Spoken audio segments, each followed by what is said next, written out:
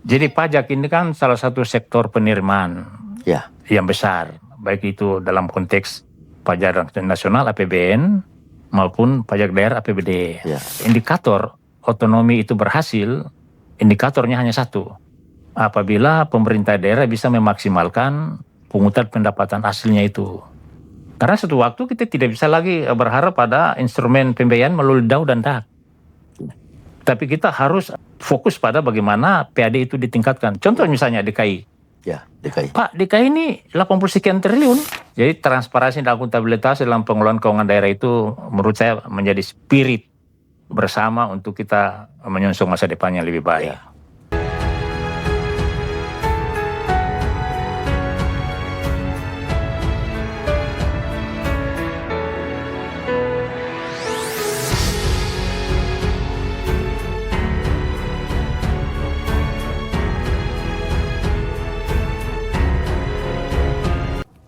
Assalamualaikum warahmatullahi wabarakatuh. Salam sejahtera buat kita semua. Kembali lagi di podcast Rahim Modani Channel. Hari ini saya bersama dengan Pak Hendra Karyanga ya. Beliau sebagai seorang politisi, kemudian sebagai advokat senior. Dan kita akan berdiskusi tentang beberapa peristiwa ya, meskipun peristiwa itu sudah berlalu ya, tetapi ini sangat penting untuk kita angkat kembali agar ini menjadi sebuah ya informasi penegakan hukum dan perjuangan terhadap hak keuangan ya, kaitan dengan pendapatan daerah.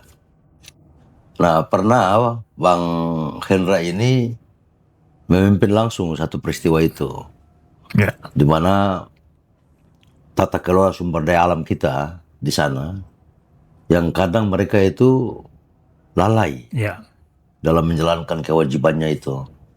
Karena itu pas satu peristiwa ini terjadi di perusahaan yang cukup besar di Maluku Utara ya, namanya Nusa Halmahera Mineral ya. Nah, masih di bawah Newcrest waktu itu. Ya, belum Haji Robert ya. Belum. Dan beliau memimpin langsung datang ke PT NHM itu untuk meminta agar mereka dapat melaksanakan kewajiban mereka, dalam hal ini pajak kendaraan bermotor. Nah, karena itu saya bersama Bang Hendra ini akan membahas soal itu dalam podcast ini. Itu yang pertama. Yang kedua, tentu dalam kegiatan penyegelan ini ya, Polis lain ini tidak semudah sebagaimana yang orang bayangkan ya. Nah, karena itu Bang Hendra, saya ingin Bang Hendra bisa menjelaskan latar belakang ya yang menjadi dasar sehingga tindakan penyegelan itu seperti apa, Bang Hendra? Silakan. Baik, terima kasih Bang Rahim ya. Assalamualaikum warahmatullahi wabarakatuh. Waalaikumsalam. Jadi ini replay sedikit. Mereplay sekaligus mengingatkan kita bahwa sumber daya alam kita di Maluku Utara itu luar biasa, Pak. Tetapi sampai sekarang saya lihat kita masih termasuk daerah yang tertinggal. Patokan saya adalah Indeks Pembangunan Manusia yang dirilis oleh Badan Pusat Statistik. Padahal ekspor kita itu dengan pertumbuhan ekonomi yang dirilis oleh gubernur itu 38 sekian persen, tertinggi di Tinggi Indonesia. sekali. Tertinggi. Tapi kita terus terang masih tertinggal, masih miskin. Jadi suatu waktu saya masih di DPR, waktu itu tahun 2009 kurang lebih. Waktu itu APBD kita masih 700M, Pak Rahim. Belum Provinsi. sampai 1T ya. Belum sampai 1T. Dan program kita banyak. Satu adalah memindahkan ibu kota dari Ternate ke Sofifi. Itu infrastruktur dibangun itu dengan APBD. Pekerjaan berat. Ya. Kita waktu itu kantornya sudah ada DPRD, tapi kita bolak-balik. Jadi saya lihat, kok kenapa APBD kita ini begitu rendah? Padahal desentralisasi fiskal yang dicanangkan ya, dengan Undang-Undang 2299 dan Undang-Undang 2599 itu memberikan daerah itu 3 kewenangan penuh. 3 kewenangan. 1, mengelola dana transfer. yang kedua mengelola PAD, yang ketiga mengelola potensi-potensi sumber daya alam yang menjadi kewenangan daerah. 3 hal itu. Tapi kok kita, padahal banyak perusahaan Pak, zaman itu. Ada Nahem, ada Harita, ada Wedabay, sudah ada. Dan hari itu Kepala Dinas Pendapatan Pak Ramli Chun, kita rapat, terus tanya mana proyeksi kalian tentang pendapatan asli kita berapa di tahun ini. Nanti kalau tidak mencapai target kita nanti defisit. Terus dia paparkan bahwa ini ada utang dari perusahaan-perusahaan waktu itu. Salah satu adalah PT Nahem zaman itu, masih di bawah Newcrest. Kurang lebih 8 miliar.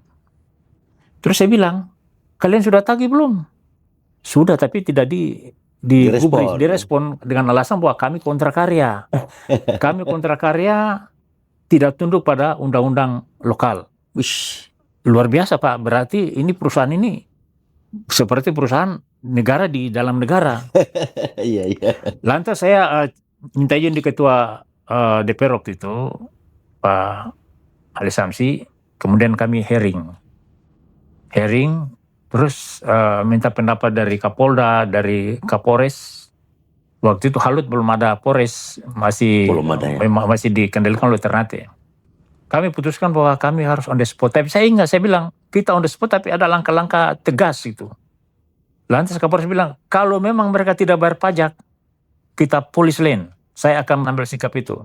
Kami turun ke sana Pak Rahim. On the spot? On the spot. Satu tim dari Dispenda, dari Polda, dari Samsat, Tobelo. Berarti terpadu nih? Terpadu. Tim yang sangat kuat menurut saya. Iya. Begitu kami sampai di sana di Gosowong, itu nggak bisa masuk Pak. Ya seperti negara dalam negara mereka. Jadi akhirnya apa? Berkoordinasi, datangkan pasukan. Dari BKO, dari Tobelo datang. Aparat Brimob. Akhirnya dengan menggunakan aparat yang banyak, dengan kendaraan yang itu, akhirnya kami masuk. Begitu masuk, begitu banyak kendaraan. Roda 4, roda 8, roda 12, tidak memiliki plat nomor. Artinya berarti mereka tidak daftar. Tidak daftar berarti mereka tidak bayar pajak. Iya. Padahal kendaraan itu berlalu lalang keluar masuk, jalan dirusak. Jalan itu dibangun oleh provinsi. Saya bilang, ini jalan kita kan jalan provinsi, dengan APBD kita bangun. Kenapa mereka rusak, mereka tidak bayar pajak? Kan dengan bayar pajak itu kan kita, akhirnya apa? Di police lane Pak. 1 hari saja police lane, mereka rugi puluhan miliar. Situ Pak. Iya. Akhirnya besok penghentian, Pak. Penghentian. Tidak boleh Pak. Kalau kendaraan udah di police lane kan nggak bisa. Betul. Mobilitas nggak bisa jalan. Betul. Besoknya, itu akhirnya Pak Latif Panduko sebagai salah satu orang yang diutus oleh Naim untuk berkoordinasi. Akhirnya kesepakatan, oke, mereka bayar. Police lane dibuka dan itu mereka lunasi pajak itu. Itu cerita Pak, zaman itu. Jadi saya waktu itu pikir kita kan DPRD kan sustu kan. Kalau kita panggil orang kan mereka tidak datang kan kita bisa upaya paksa waktu itu. MD3 itu undang-undangnya. Bisa menggunakan aparat. Iya, bisa menggunakan aparat. Jadi saya gunakan kewenangan itu Pak. Jadi memang aksi yang dilakukan atau terobosan yang dilakukan oleh Pak Hendra bersama kawan-kawan itu ya karena memang perusahaan ini tidak melaksanakan kewajibannya ya. Melalaikan kewajiban. Dia melalaikan, lalai dalam melaksanakan kewajiban, khususnya kewajiban pajak ya. Iya, pajak daerah. Pajak daerah itu kendaraan bermotor. Lalu Pak Hendra setelah kegiatan itu berlangsung, police line itu dilakukan, selanjutnya seperti apa? Apa ke pihak perusahaan itu? Ya. Jadi melakukan koordinasi atau seperti apa? Jadi perusahaan dengan Dispenda berkoordinasi, dihitung ulang jumlah pajak yang mereka bayar, kemudian kesepakatan dikeluarkan surat ketetapan bayar pajak oleh Dispenda. Tidak selesai situ Pak, kita digugat di Mahkamah Pajak, Peradilan Pajak. Saya dengan teman-teman di Komisi 2 mewakili pemerintah daerah untuk hadir dalam sidang pajak itu. Oh, NHM bikin iya, sampai gue ke pengadilan pajak Pak dari Jakarta sini. Luar biasa. Saya waktu itu bilang sama teman-teman, ada Pak Hamid Usman, ya, kemudian Pak Rasid dan sebagainya, kita hadapi aja. Jadi kita diberikan kuasa mewakili pemerintah daerah di sidang pengadilan pajak, Pak. Waktu itu kita menang, Pak. Menang. Iya. Jadi satu-satunya putusan pengadilan pajak yang menyatakan bahwa perusahaan, ya, walaupun itu kontrak karya, dia berhak tunduk pada undang-undang lokal, undang otonomi daerah. Iya. Itu kan undang perpajakan daerah itu kan otonomi daerah, kewenangan itu. Iya. Jadi memang pada saat itu setelah polis lain itu perusahaan belum langsung bayar, tapi kemudian dia gugat lagi. Dulu. Dia gugat ke. Ini mereka nggak mau, Pak. Australia ini kan agak bandel ya katanya. Mereka pikir bahwa kontrak karya itu perjanjian kesepakatan antara Apple to Apple, negara dengan negara, G to G. Jadi mereka anggap mereka tidak ada kewenangan untuk tunduk pada undang lokal. Padahal saya baca kontrak karya itu ada kewenangan mereka tunduk pada ketentuan undang-undang lokal. Pada saat itu tuh ada pikiran bahwa wah ini kalau langkah-langkah penyegelan ini dilakukan, nanti semacam ada image yang muncul bahwa ini mengganggu investasi. Itu ada tidak seperti waktu itu sempat, tapi mau tidak mau itu punishment yang menurut saya paling tepat. Karena kalau tidak dilakukan polis lain, berarti kita tidak bisa bikin apa-apa. Betul. Kita tidak ada putusan pengadilan yang bisa eksekusi mereka. Betul. Satu-satunya adalah kepolisian menegakkan undang-undang tentang lalu lintas, di mana situ adalah merupakan kewajiban mereka bayar pajak. Betul. Jadi akhirnya putusan di peradilan itu pemerintah Provinsi Maluku Utara menang, ya, Pak Hendra. Iya, menang, dan itu jadi rujukan seluruh Indonesia. Seluruh Indonesia, Pak. Karena ternyata bukan hanya di Maluku Utara, Pak. Iya. Di daerah-daerah lain, Kalimantan juga sama.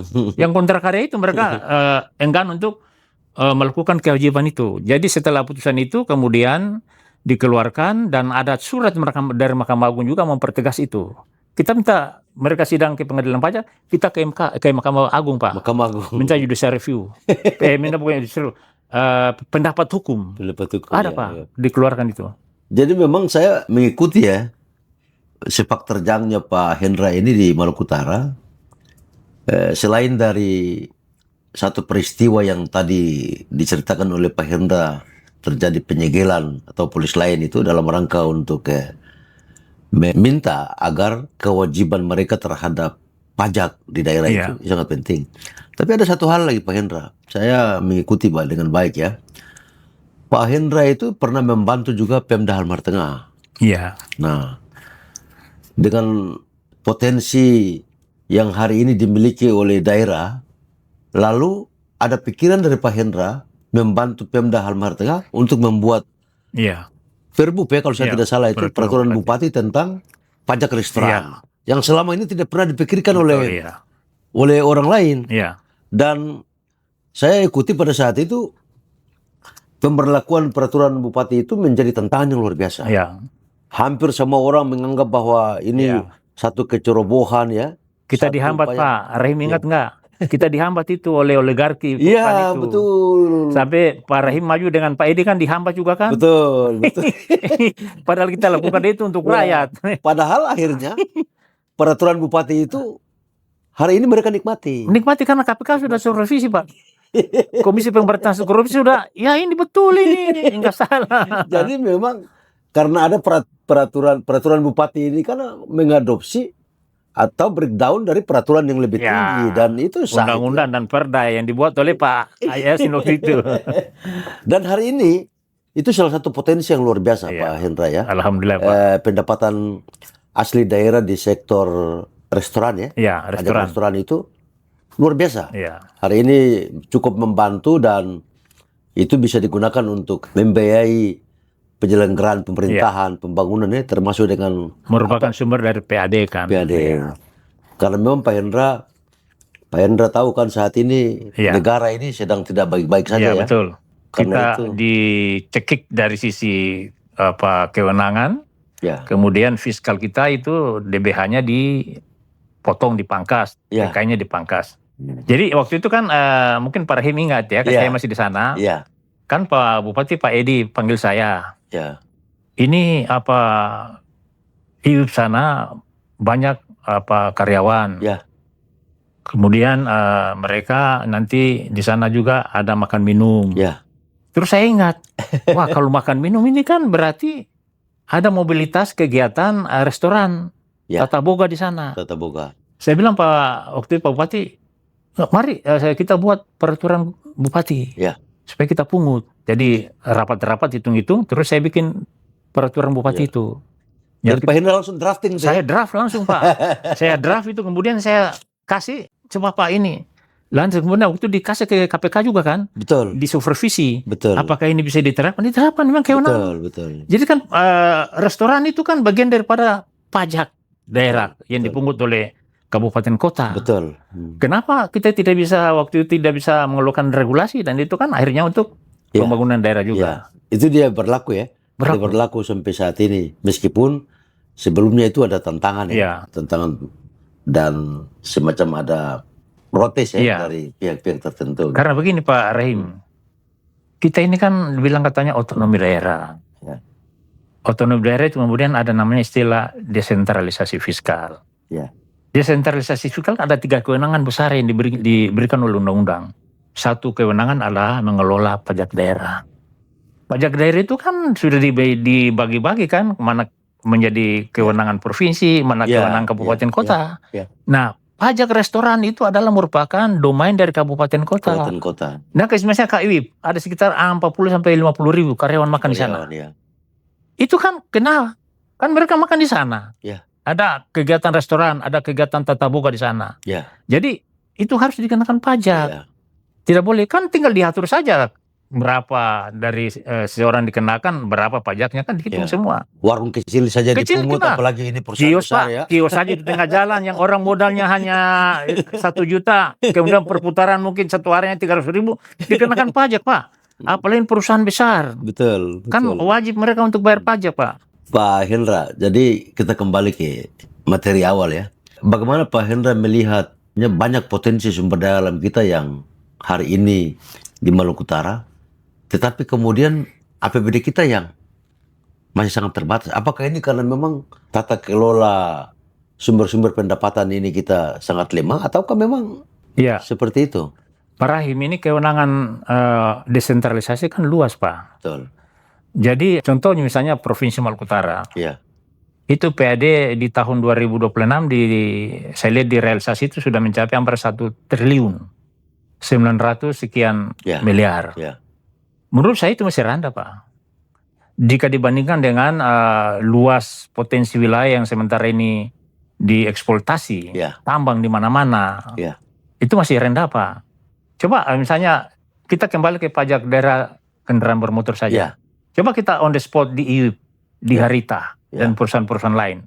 Yang sementara ini mereka eksploitasi dengan menggunakan alat kendaraan bermotor. Roda 8, roda 6, roda 12. Coba dilakukan cek on the spot ulang. Apakah benar-benar itu sudah dilaksanakan atau tidak kewajiban mereka?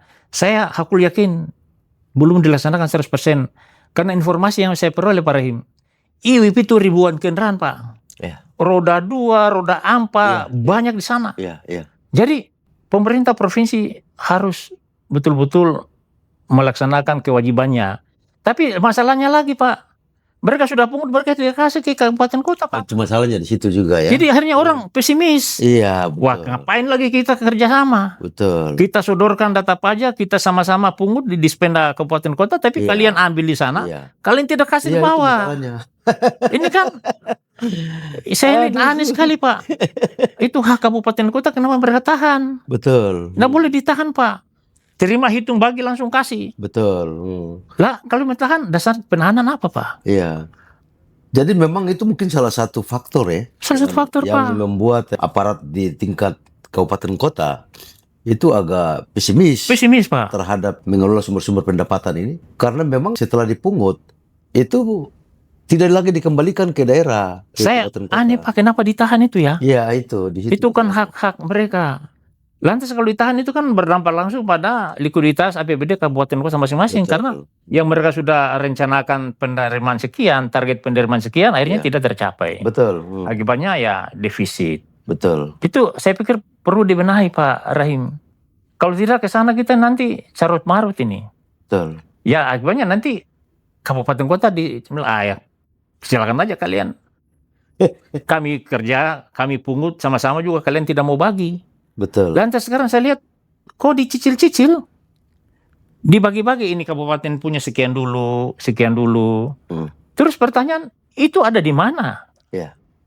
Jangan-jangan ini mereka gunakan untuk membiayai yang menjadi urusan mereka Itu dia. tingkat provinsi. Bisa juga.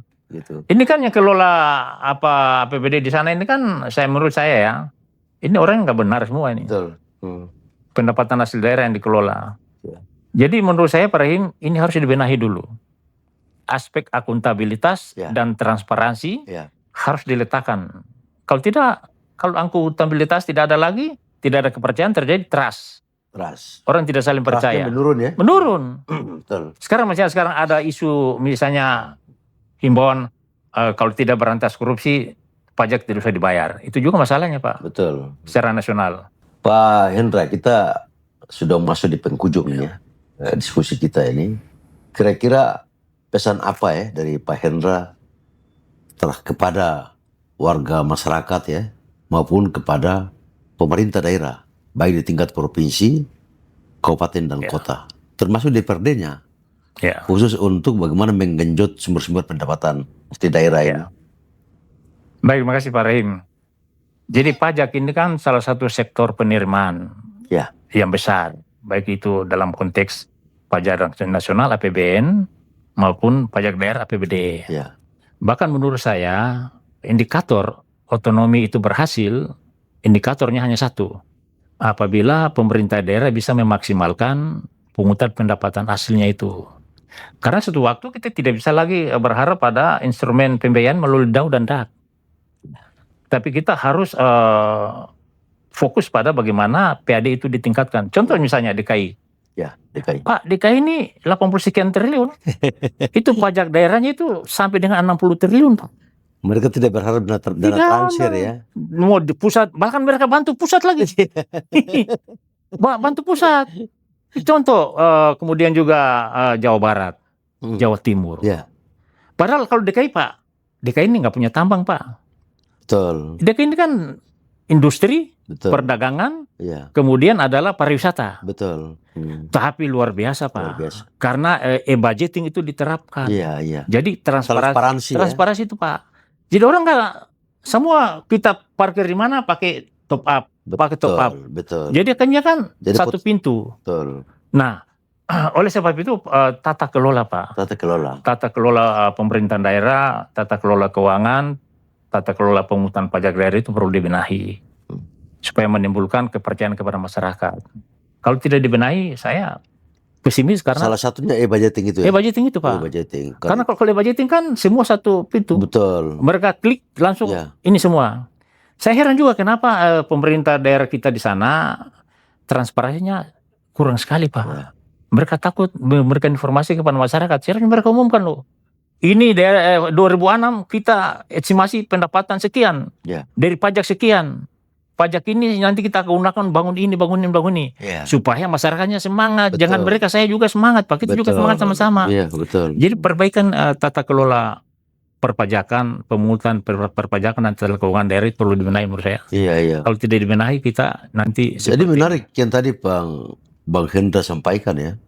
Misalnya soal parkir ya di Jakarta yang bisa menggunakan itu top up ya. Top up ya. Nah ini kan juga dalam rangka untuk menghindari korupsi di situ ya. Pungli di situ gitu. Tapi kalau masih penagihannya masih menggunakan manual, ini potensi pungli. Itu menguap semua Pak. Kayak yang mereka kita kasih misalnya 5.000, 10.000. Itu menguap semua Pak. Enggak ada karcisnya lagi. Dulu saya lihat Gubernur Pak Ahok sampai sekarang ya Pak. Itu luar biasa Pak. Luar biasa. Kita parkir itu langsung top up di mana semua. Jadi tertanggung jawab. Jadi transparansi dan akuntabilitas dalam pengelolaan keuangan daerah itu menurut saya menjadi spirit bersama untuk kita menyongsong masa depan yang lebih baik. Baik Pak Hendra ya, diskusi kita pada hari ini ya, mudah-mudahan ini bisa bermanfaat ya bagi pendengar ya Rahim Mulyani Channel dan sekali lagi terima kasih. Makasih Pak atas kehadiran Bang Hendra ya sini, dan saya pamit undur diri dan kita akan jumpa di episode berikutnya.